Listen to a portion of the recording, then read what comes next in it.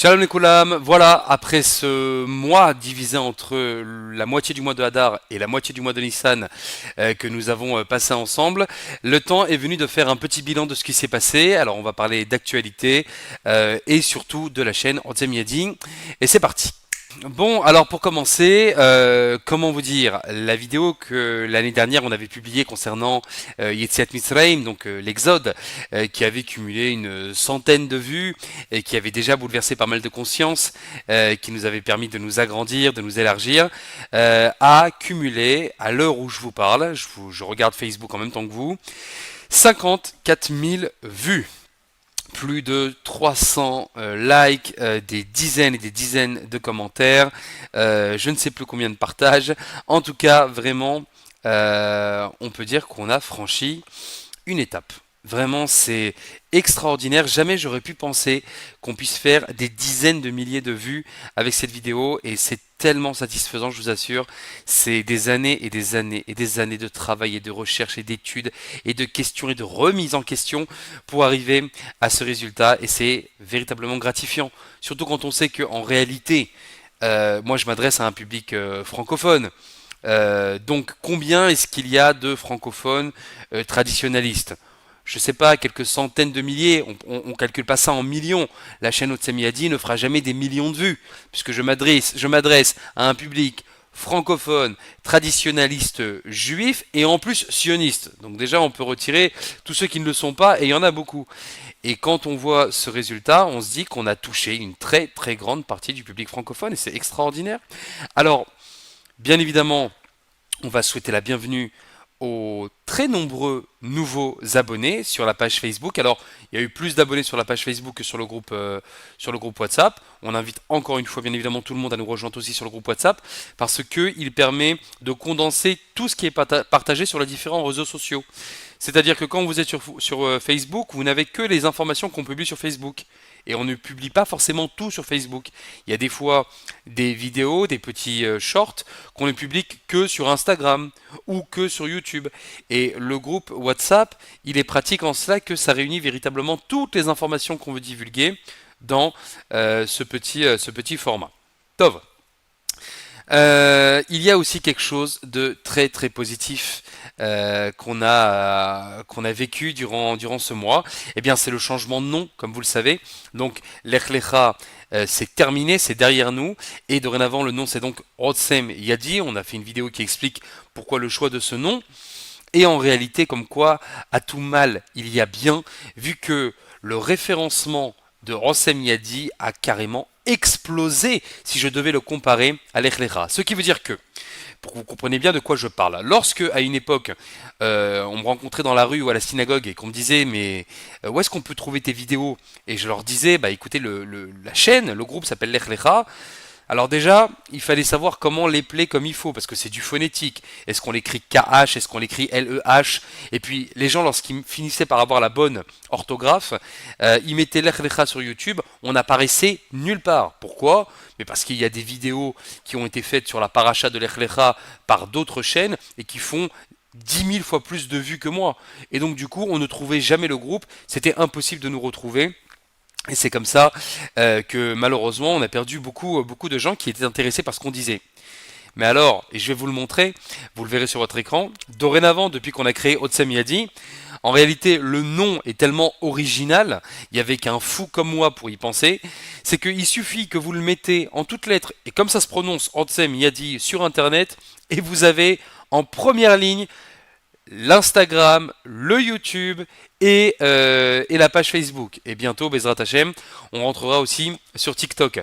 Ce qui fait que quand vous rentrez sur YouTube et que vous cliquez Rotsem Yadi dans la barre de recherche, vous trouvez toutes les vidéos que nous avons faites depuis 1 an et demi. Il y en a beaucoup, hein. Il y a plus d'une centaine déjà aujourd'hui. Et donc il n'y a plus besoin de me demander qu'est-ce que tu penses de ça ou de cela. Vous cliquez Rossem Yadi sur YouTube et vous avez véritablement tout ce qu'on a pu dire pratiquement sur tous les sujets possibles et imaginables, même si on n'est qu'au début du début. On n'est même pas encore au début du début. Et ça par contre, c'est véritablement formidable pour les référencements Pareil pour Instagram, pareil pour Facebook. Ceux qui nous recherchent, vous écrivez Otsem Yadi dans la barre de recherche de Facebook, dans la barre de recherche de Instagram, et on apparaît directement en première ligne. Personne ne peut nous voler la vedette. Tov.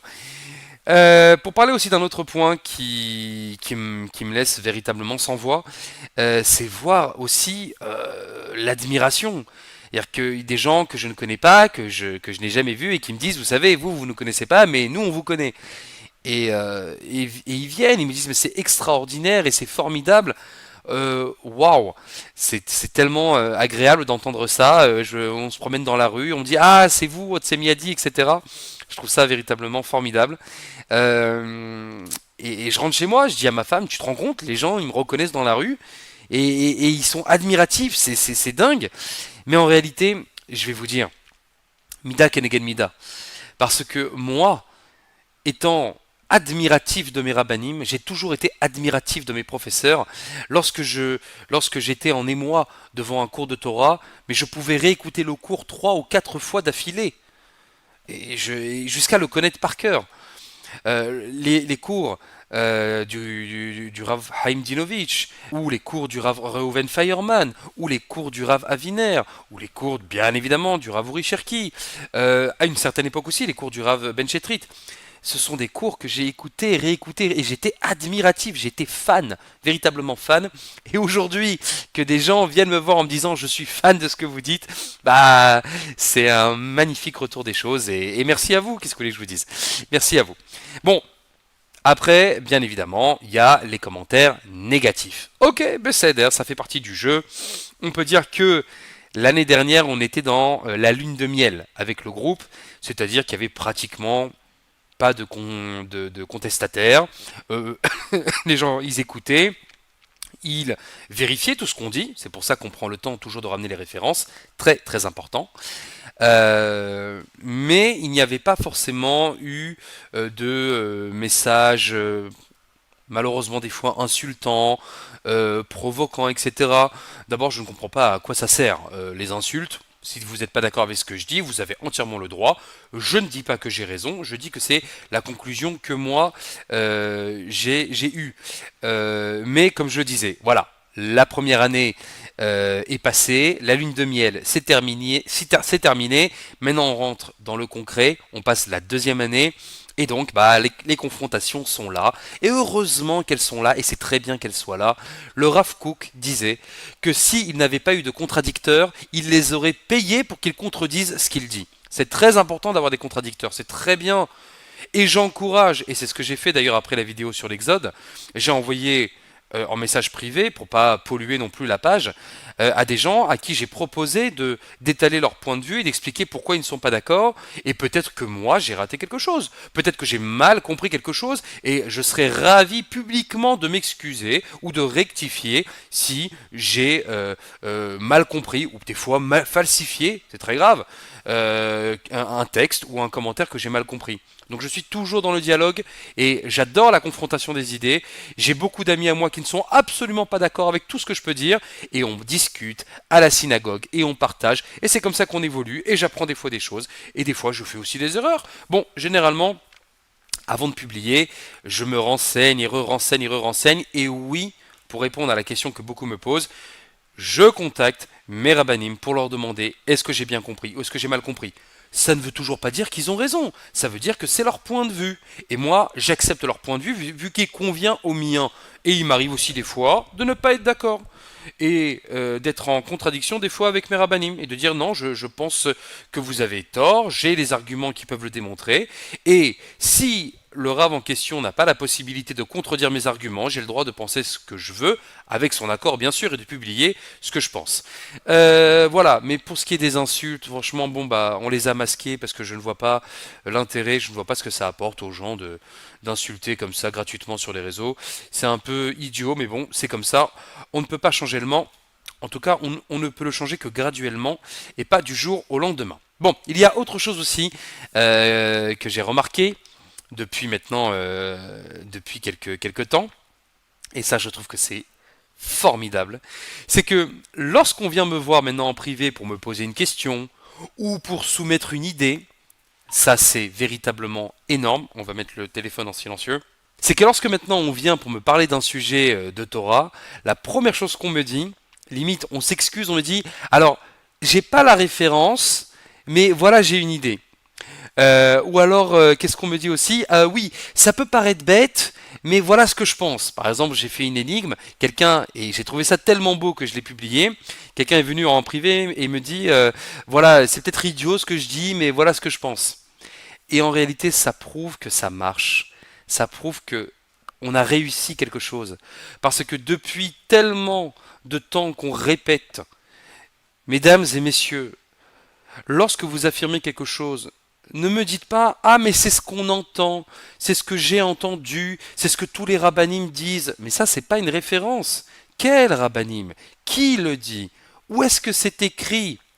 Et donc on a tellement traumatisé les gens avec ce principe, on a tellement habitué les gens que lorsqu'on dit quelque chose, on le lit, c'est écrit noir sur blanc, Ramban, Orahaim, Sforno, Mishneh Torah, etc., etc., que maintenant les gens, lorsqu'ils ont une idée, ils disent je vais vérifier la référence avant d'en parler à Michael. Et ça, c'est formidable. Pareil aussi pour tout ce qui paraît idiot. Eh bien oui, je suis fier aujourd'hui que les gens disent ce que je vais dire est peut-être idiot. Et oui. Et donc si c'est idiot, c'est que c'est pas forcément le bon chemin. Parce que, comme je le dis et je le répète, et je ne veux vexer personne, la Torah s'adresse à des gens intelligents.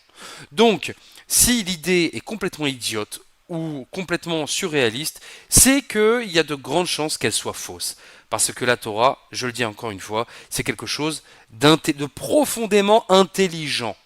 Faisons fonctionner notre cerveau. Ki chokhmatra ou binatra le'enei ha'amim, car elle est ta sagesse aux yeux du monde. Tov, il y a aussi autre chose qui a fait un tollé. Ça a été la vidéo qu'on a fait sur la matzah de Djerba. Alors j'ai eu je ne sais pas combien de commentaires, vous allez on va en publier quelques-uns. Il y en a qui m'ont demandé la recette, il y en a qui ont carrément demandé les vidéos de préparation pour pouvoir les faire dans leur propre boulangerie à Paris. Ouais, ouais, vive la révolution. Et oui, encore une fois, stop à l'ashkénisation du judaïsme. Et oui, et je le dis et je le répète, nous avons, nous autres juifs francophones, même juifs tout court, hein, même israéliens, hein, nous avons été trop habitués à des coutumes, à des minagim ashkénazes. Et oui, alors je vais dire quelque chose qui va encore peut-être me coûter très cher, mais le judaïsme ancestral, le judaïsme traditionnel, le judaïsme de nos patriarches, il n'est pas européen, il n'est pas polonais. Avraham Avinu, il n'avait pas de Streimel. Même si le Rav Kook avait un Streimel. Hein. Même si la grande majorité des rabbinim chez qui j'ai appris, le Rav Zellenberger, etc., ce sont des Ashkénazes. Mais force est de constater que le judaïsme, il est oriental.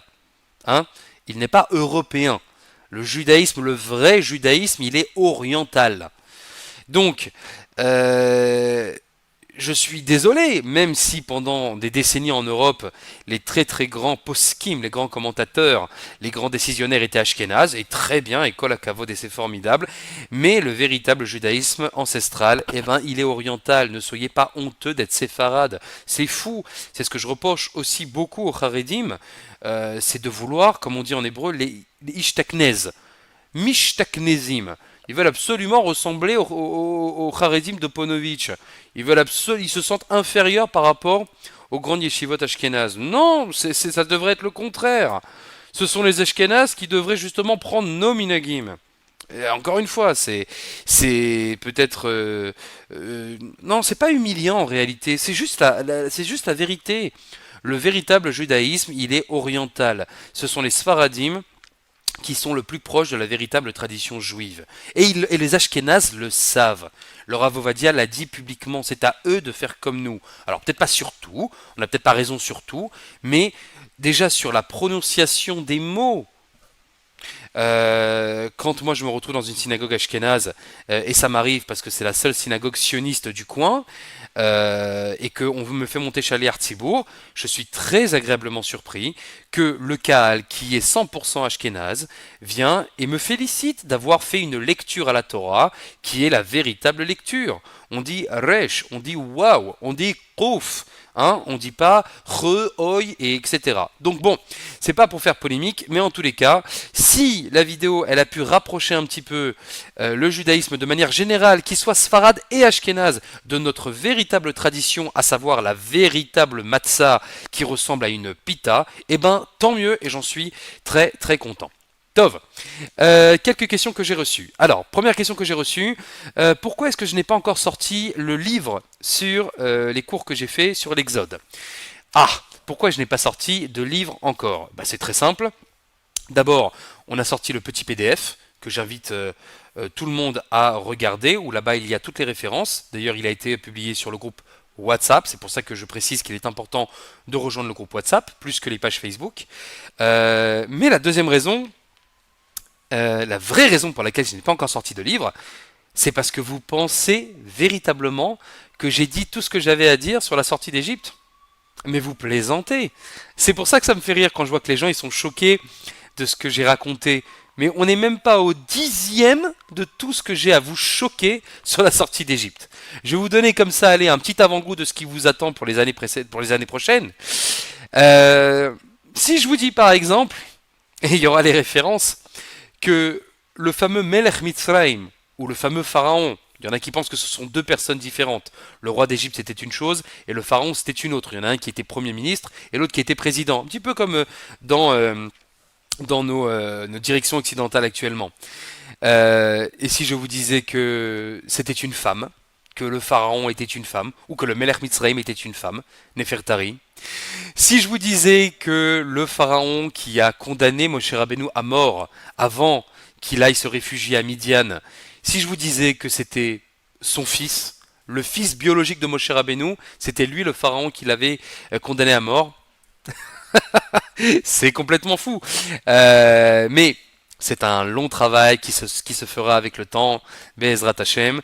Celle-là, par contre, elle n'est pas de moi. Hein. Je l'ai entendue du Ravouri Cherki, après je l'ai réécouté, je crois que Laura Fison, il en a parlé, et encore plein de choses comme ça surprenantes, pour comprendre que la Torah, je le dis et je le répète, ça s'étudie, ça ne se lit pas, et qu'on peut arriver à des conclusions bien différentes que la première lecture simple du texte. Voilà donc pourquoi on n'a pas encore sorti de livre sur l'Exode.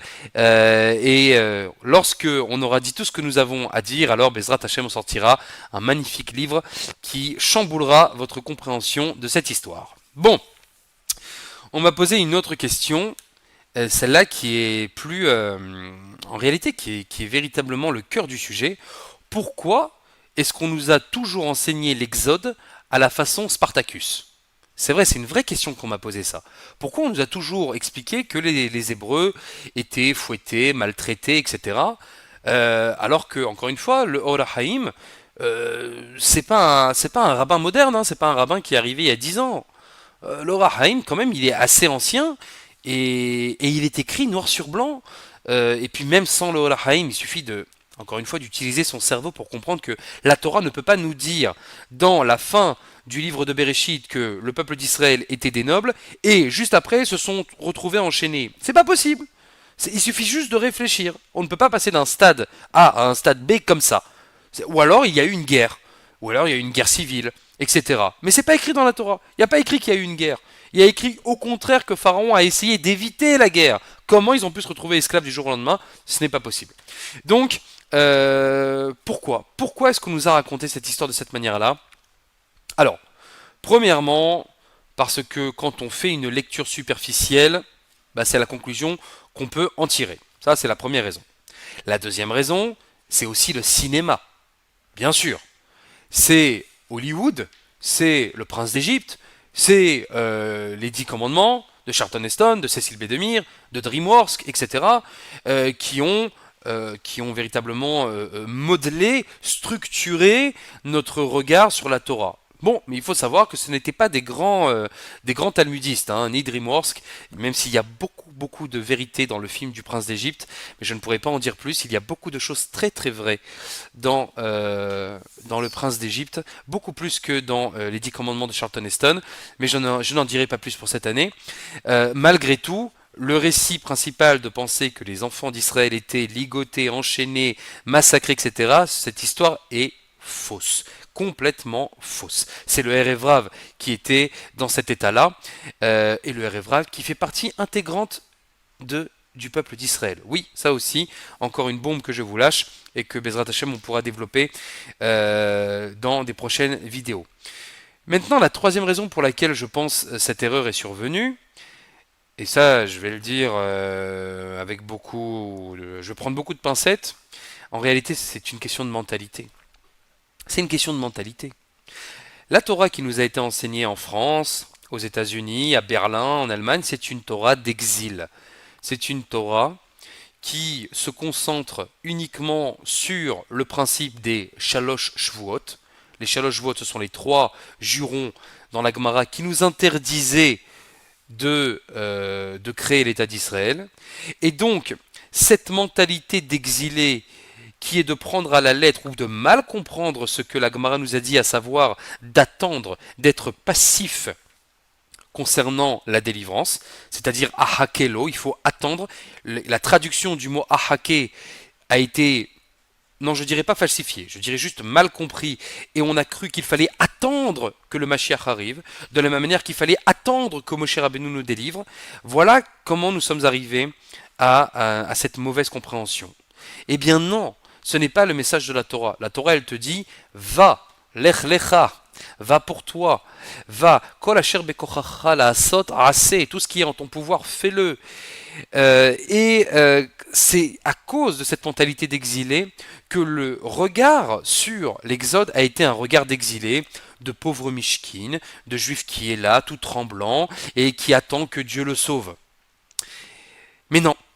Mais non, et non, et non, et encore non. Quand on a les véritables clés de compréhension, on comprend que ce n'est pas du tout ça que la Torah te demande. La Torah, elle ne fait pas de toi un assisté de la CAF française qui attend que les allocations arrivent. La Torah, elle dit, tu vas t'en sortir tout seul, mon ami.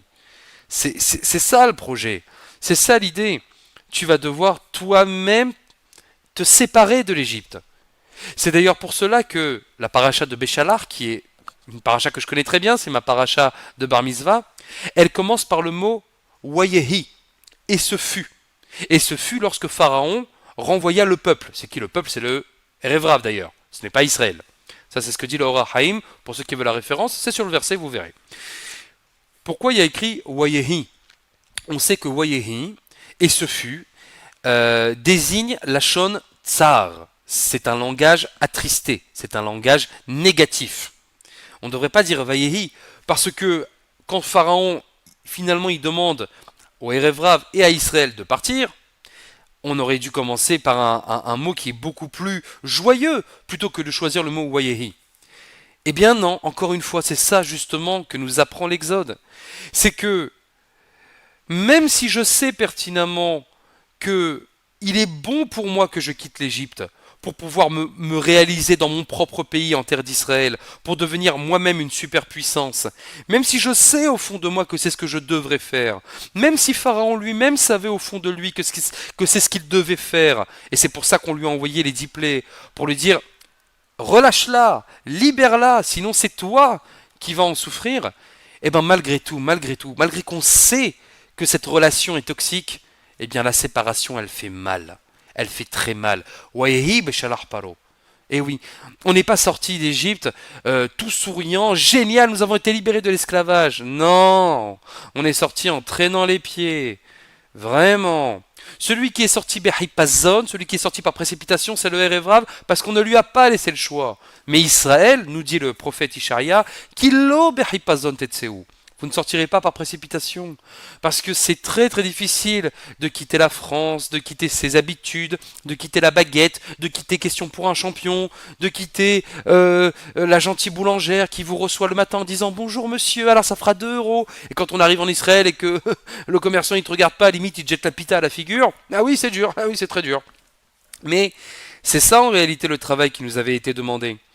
Une relation toxique, la séparation est terrible. Je sais, et j'en parle pour l'avoir connu moi-même il y a quelques années. J'ai eu une relation, une dépendance affective terrible. Et la séparation a été déchirante. Déchirante.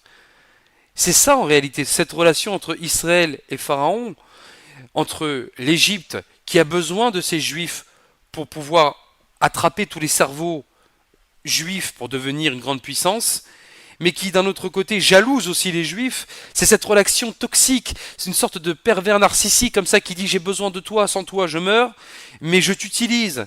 Et pareil pour Israël qui se sent bien chez lui mais qui n'arrive pas à le quitter, on lui dit mais il faut que tu quittes.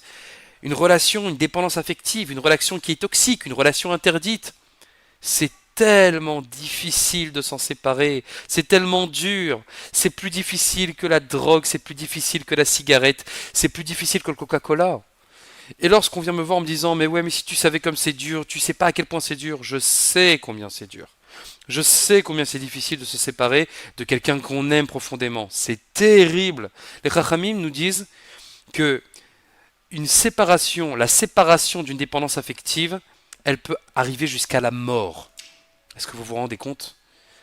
Un homme ou une femme, elle peut en mourir de se débarrasser de quelqu'un qu'on a profondément aimé, mais qui n'aurait pas réussi à sortir quelque chose de bien de cette relation. Relation interdite avec une non-juive, relation... Bref, toutes sortes de relations toxiques, ou avec un pervers narcissique, ça aussi c'est très dangereux. Parce qu'on te dit, il n'y a aucune raison. Parce que le cœur il souffre, il dit mais il n'y a aucune raison que je m'en sépare, mais je l'aime comme un fou, comment faire? Mais le cerveau il te dit c'est mauvais pour toi, cet homme est mauvais pour toi, cette femme est mauvaise pour toi. Et c'est pour ça, Vayehi Beshalah Paro. Vraiment, c'est véritablement ça qui en ressort en réalité de l'histoire de l'exil, de l'histoire de la sortie d'Égypte. Et je pense que, étant nous-mêmes, en tant que juifs de France, et non pas juifs français, juifs de France, étant nous-mêmes dans le bourbier, eh bien, c'est normal que on n'a pas pu avoir ce regard sur l'exil, sur la sortie d'Égypte. On n'a pas pu avoir ce regard d'introspection parce qu'on était nous-mêmes tellement attachés à la France, on était tellement dans le bain que comment comprendre qu'en réalité toute l'émancipation des Juifs d'Europe n'a pas été forcément quelque chose de positif parce que ça nous a réconforté une sorte de confort matériel dans une terre qui n'était pas la nôtre. Alors, on m'a posé aussi une autre question. On m'a demandé si j'étais un anti-marocain. Ben évidemment, c'est évident. D'ailleurs, la preuve, puisque j'ai épousé une Marocaine. Hein, si ça, c'est pas une preuve flagrante de volonté de conflit, je sais pas ce qu'il vous faut de plus. Non, Hazvi Shalom, je suis anti rien du tout. C'est juste que je combats des idées. Je ne combats pas des individus. De mon peuple, hein, en tout cas, bien évidemment. Mes ennemis, j'ai aucun problème de les combattre et de les anéantir jusqu'au dernier. Alors là, sans aucune pitié. Mais mes frères juifs de mon peuple, qu'ils soient ashkénazes, marocains, algériens, d'abord c'est pas leur faute, hein, ils sont nés comme ça, kol wahed mejel, comme on dit chez nous. Donc voilà, il en faut aussi, comme disait Eli Kaku. Euh, je rigole. Non, j'aime tout le monde et au contraire, c'est le pluralisme des idées. Moi, c'est quelque chose que j'apprécie énormément. Par contre, c'est vrai que je fais une véritable critique de la Torah qui a été enseignée par les Marocains, par les Talmidei Chachamim marocains, jusqu'à aujourd'hui, qui est en grande partie fondée sur l'angle mystique.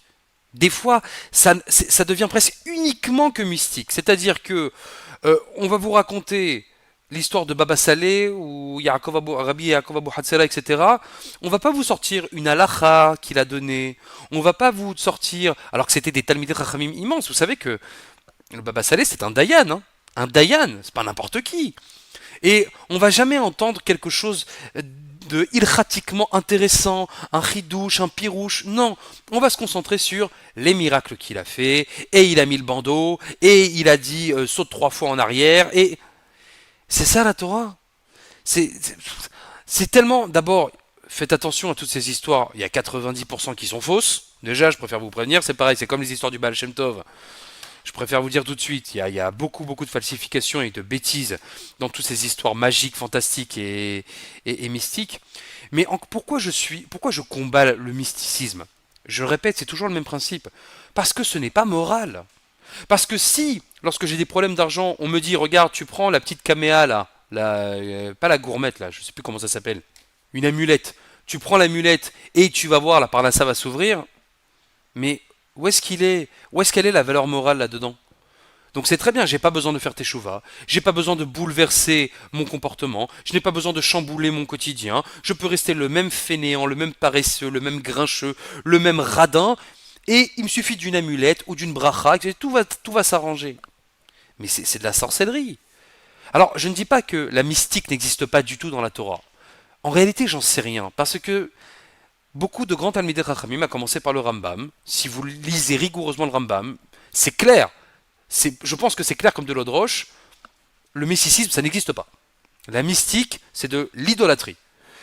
Il y en a d'autres, comme le Nefesh HaHaim. Encore une fois, je les ai les livres. C'est pas pour voilà. Le Nefesh HaHaim, il va considérer qu'il y a voilà. Hein, et j'embrasse le Nefesh HaHaim. Évidemment que j'embrasse. Il peut considérer aussi qu'il y a une sorte de, on va dire, d'influence mystique sur certaines choses. Mais c'est tellement dérisoire, c'est tellement, c'est vraiment tout petit. C'est comme j'explique sans arrêt. Vous avez une plante et il paraît que si on met de la musique, la plante pousse beaucoup mieux. Il paraît que la fleur est beaucoup plus jolie avec une plante, avec si on lui fait écouter de la musique. Alors moi j'ai une idée dans ces cas-là. Vous prenez une graine, vous la plantez dans la terre, vous mettez du Mozart et vous mettez pas d'eau. Voilà. Est-ce que ça va pousser? Je mets énormément de musique, mais je mets pas d'eau. Ben non, il n'y a rien qui va pousser. Donc il faut d'abord de la gashmiout, du geshem, de la pluie. Il faut travailler, il faut faire une introspection, il faut faire une teshuva. Et après, si tu veux rajouter de la musique, un peu de mystique, bon, j'ai rencontré quelqu'un, comme par hasard. Ah, besséder. Mais est-ce que toi, t'as changé? Est-ce que toi, t'es devenu un meilleur patron, un meilleur salarié, un meilleur mari? Mais c'est ça l'objectif. Non, si c'est juste pour avoir des amulettes et dire, t'as vu, parce que j'ai mis les titites ce matin, alors il m'est arrivé des bonnes choses. Non, non. Par contre, si tu as compris pourquoi tu mets les titites et que maintenant tu fais attention à tes yeux et que tu fais attention à ce que tu regardes, à ce que tu penses, alors il ne peut t'arriver que du bien. Mais parce que ça te fait un travail d'introspection. Donc voilà pourquoi c'est vrai que la Torah enseignée par certains Marocains peut un petit peu me déranger lorsque ça tourne uniquement autour de la mystique, les miracles et ce genre de choses. Tov, il est temps maintenant de faire le bilan de cette deuxième phase de la guerre entre l'Iran et Israël. Alors pour commencer, je pense que comme beaucoup de monde, on est un peu déçu que ça se soit arrêté. On pensait que l'ultimatum de Trump allait véritablement se concrétiser et qu'il allait raser l'Iran une bonne fois pour toutes. Moi, j'y ai cru en tous les cas. J'étais sûr qu'il allait vraiment le faire, mais non, c'est retardé. Bon, c'est pas retardé pour longtemps, hein, ça finira par se faire. Est-ce que ça sera le peuple iranien qui se soulèvera contre les ayatollahs, ou est-ce que ça sera nous-mêmes qui bombarderons? Je ne sais pas, mais le mal incarné que sont les dirigeants de l'Iran ne peuvent pas tenir éternellement. Ils finiront par disparaître comme le nazisme a disparu, comme le Hamas disparaîtra, etc. Par contre, si on regarde le côté positif, et alors là, qu'est-ce que je suis fier, bien évidemment, de mon pays et de mon armée, lorsqu'on se rend compte, et on le sait de sources américaines, c'est que l'aviation israélienne a démontré qu'elle surpasse en qualité l'aviation américaine. Eh oui. Alors peut-être pas en quantité, ils ont beaucoup plus d'avions que nous, mais en termes de technicité, en termes de technologie, en termes de pilote, en termes de je ne sais pas, d'expérience, de ce que vous voulez, Baruch Hashem, nous n'avons pas le moindre F-35 qui a été abattu, nous n'avons pas perdu de pilote, nous n'avons pas été endommagés, alors que l'armée américaine, elle en a perdu quelques-uns, et les généraux américains sont sous le choc. Et oui, mes amis, ce qu'on répète depuis maintenant plus d'un an, qu'un jour viendra où Israël deviendra la plus grande puissance du monde devant les États-Unis. Voilà, on y arrive, petit à petit, Bezrat Hashem, on arrive à ce résultat-là, et ça fait du bien. Et ça fait du bien. Tov, alors après, on m'a envoyé un message, on m'a dit, ah là là, Michael, encore une fois, t'as eu raison concernant le 15 Nissan. Non, le Mashiach n'est pas arrivé. Eh oui, oui, oui, oui, oui, le Mashiach n'est pas arrivé. Ah, qu'est-ce que vous voulez que je vous dise? Et encore une fois, je pense que les gens ont mal compris ce que j'ai voulu dire. Les gens pensent que lorsque j'ai dit qu'évidemment rien ne va arriver le 15 Nissan, rien, aucun Mashiach ne va apparaître comme ça, comme Merlin l'Enchanteur, du jour au lendemain, les gens ont pensé que je parlais uniquement dans notre conflit actuel.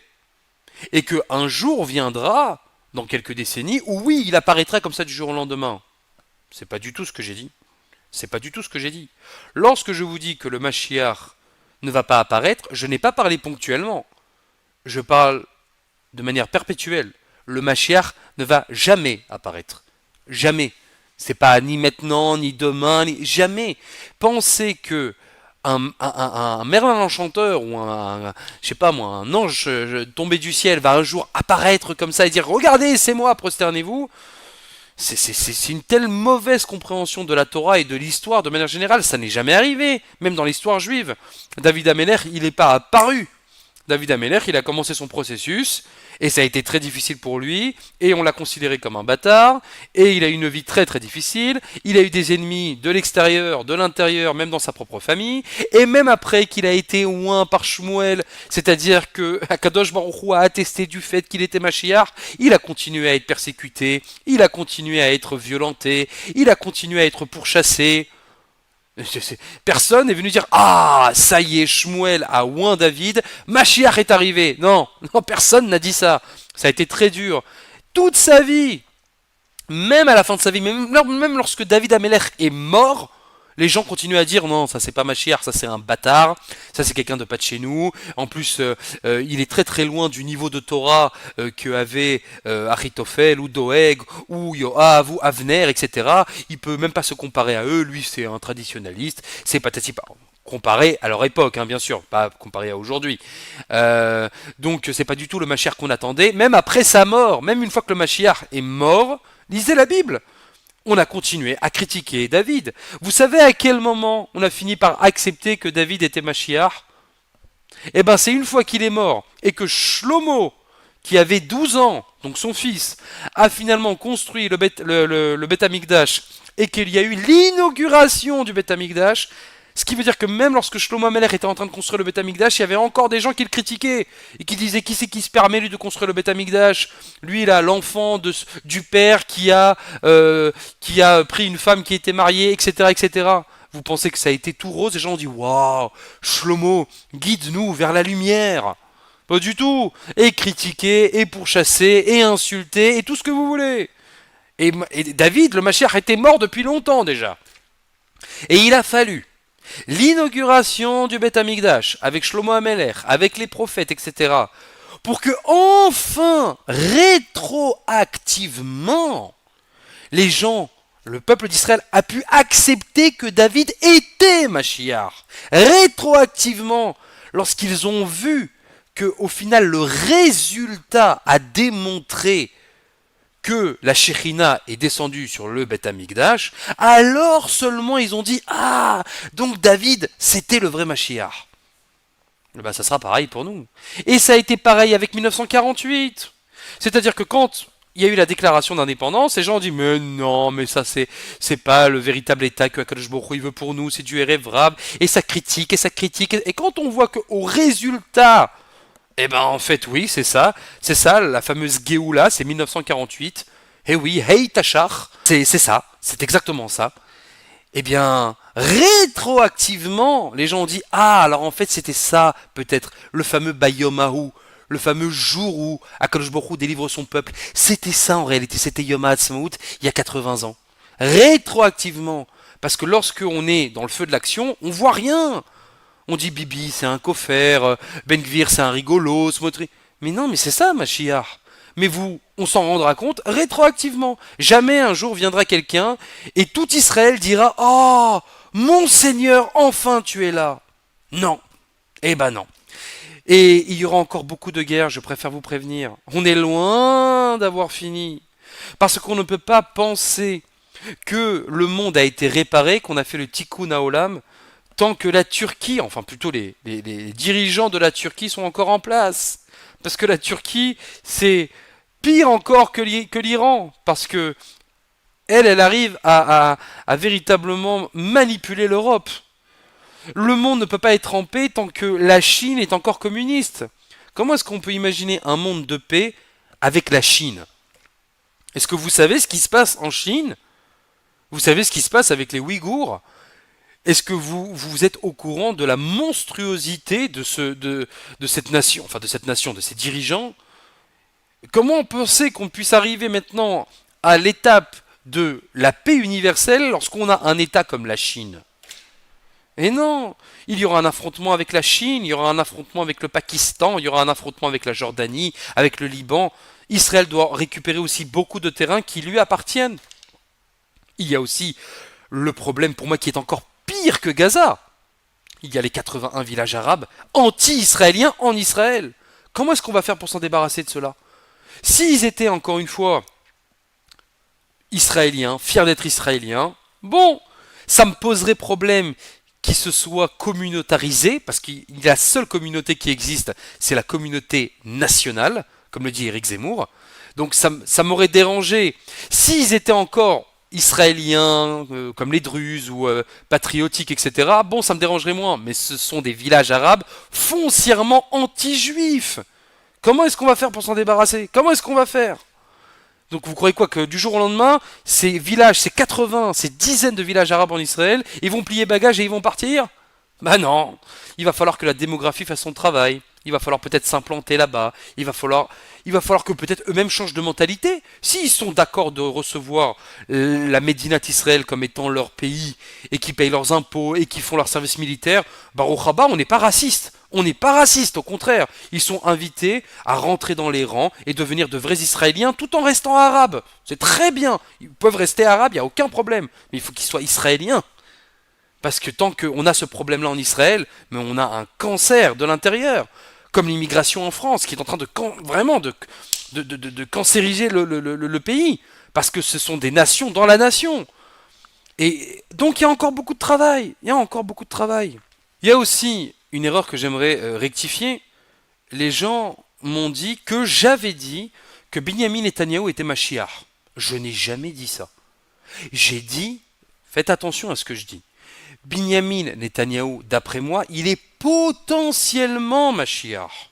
S'il ne meurt pas, on lui souhaite longue vie, s'il ne meurt pas à la guerre, comme ça a été le cas de Shaoul, le roi Shaoul qui est mort dans sa dernière guerre, et qui après a donné la possibilité à David de régner, si Binyamin Netanyahou finit le travail, qu'il arrive véritablement de nous débarrasser du financement iranien, des proxys, des outils, qu'il arrive à récupérer. Il est encore jeune relativement parce que la technologie aujourd'hui, elle permet à un homme d'État de durer jusqu'à 90 ans. On l'a vu avec Biden. Bon, Biden, c'est pas vraiment le meilleur des exemples.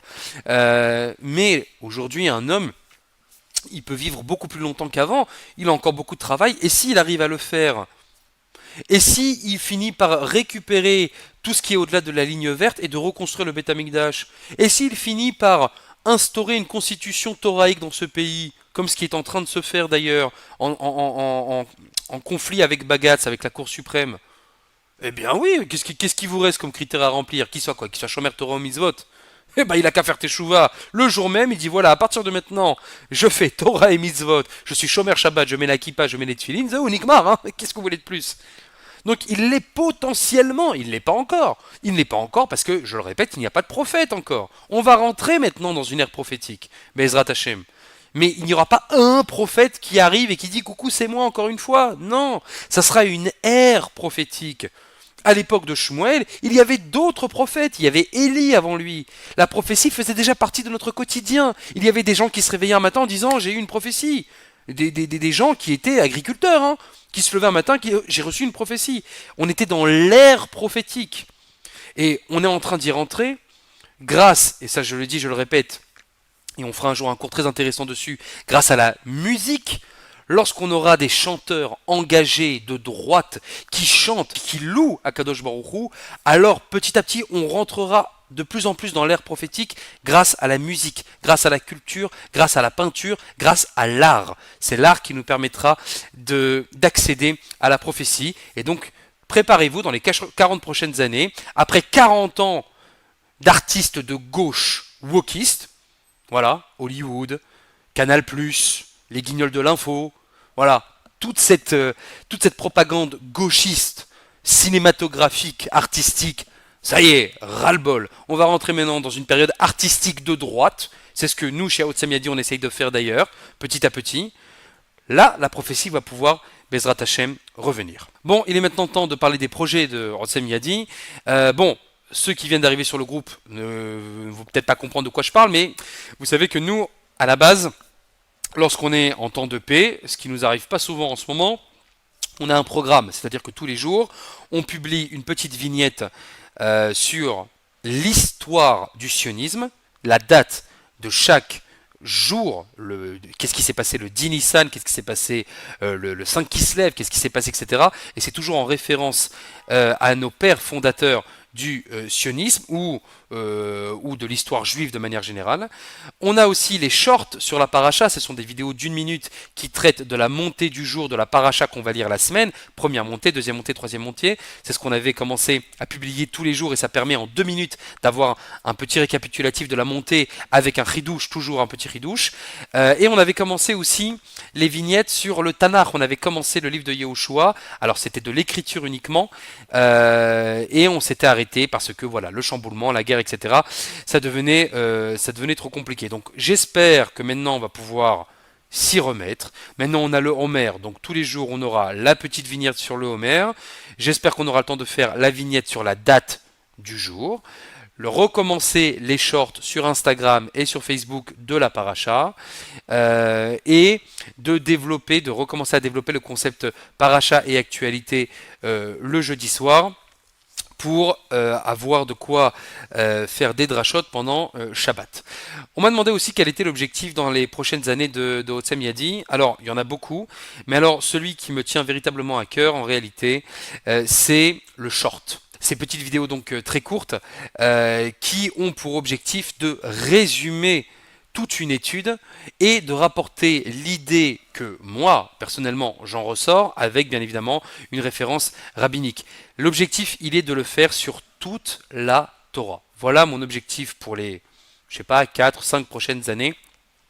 C'est-à-dire qu'une fois qu'on aura terminé, et on n'en est pas très loin, de shorter toute la Torah chez Birtav, donc depuis Bereshit jusqu'à Devarim, le temps sera venu de shorter tout le Nach. Yehoshua, Shoftim, Shmuel, Melachim, Teilim, Shirachirim, etc. Tréhazar et tout ce qui s'ensuit. L'objectif, ça sera de faire des shorts sur tous les chapitres du Nach jusqu'à Divrei Yamim. Voilà aussi l'objectif qui fait partie véritablement de nos ambitions.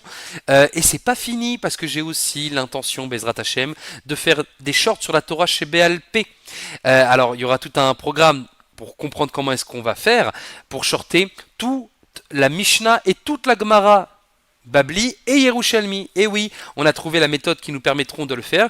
Et ça va permettre quoi en réalité? Je fais ça pour ceux qui n'ont pas eu la chance, comme moi ou comme d'autres, d'étudier en yeshiva pendant des années et des années et des heures et des heures. Les gens n'ont pas forcément le temps. Et lorsque on leur dit, bon, bah, il faut étudier un petit peu quand même, l'Ikvoa et Tim la Torah, ils disent, ok, bon, alors donne-moi un livre. Bon, je parle pas très bien l'hébreu, alors je vais lire en français. Et bon, bah, c'est plat, on comprend pas le rapport, etc. Bon, qu'est-ce que ça nous apprend? Parce qu'il n'y a pas le temps d'approfondir et d'essayer de trouver la merveille qui se cache dans un texte aussi qui paraît comme ça bidon, qui nous parle des corbanotes, de la tsaraat, bon, quoi ça me concerne aujourd'hui, etc. Et ben mon travail chez Outsam Yadi, c'est de condenser tout ça, de toutes ces années d'études, de vous le résumer en 1 minute ou en 2 minutes et de pouvoir vous dire, voilà, vous avez qu'à écouter le short sur la Masechet Kiddushim, sur la Masechet Sanhedrin, sur la Mishnah Iruvin, etc., etc. Et vous avez une idée de ce que toute la Torah tout entière veut nous dévoiler. C'est ce qu'avait fait, je me compare pas, hein, c'est ce qu'avait fait le Rambam dans le Mishneh Torah que vous avez ici, donc tous les livres que vous avez là. Il a réussi donc à résumer toute la Torah tout entière. Et bien c'est notre projet. Parce que c'est notre projet.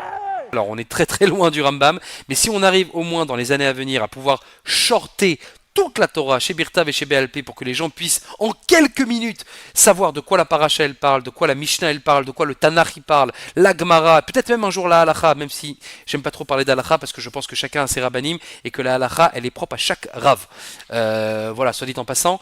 Voilà l'objectif qui est devant nous, qui nous prendra le temps que ça prendra. On n'est pas pressé. Lo alecha melacha ligmor. On te demande pas de terminer, on te demande de commencer. Kol tuv, et à plus tard.